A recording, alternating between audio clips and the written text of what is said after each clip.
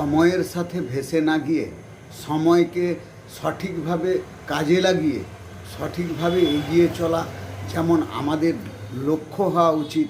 জীবনের উন্নতি করতে গেলে সঠিক সময়ে সঠিক কাজ করতে হবে। लहरों के साथ कोई भी तैर लेता है, लेकिन असली इंसान वो है जो लहरों को चीर कर आगे निकालते हैं।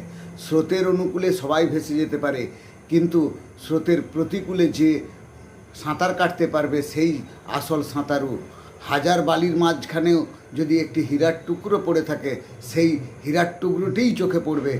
আমাদের জীবনে আমাদের প্রত্যেককে সেই লক্ষ্য নিয়ে সবার মাঝে থেকে সব থেকে আলাদা হয়ে চলতে হবে, সঠিকভাবে সঠিক সময়ে সঠিক কাজ করে এগিয়ে চলতে হবে।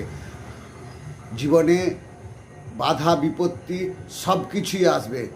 সাঁতার কাটতে গেলে কত স্রোতের বাধা হয়, তারপরেও সে তার লক্ষ্যে পৌঁছায়। আমাদের জীবনকেও সেই রকমভাবে হাজার বাধা বিপত্তি পেরিয়ে আমাদেরকে এগিয়ে চলতে হবে।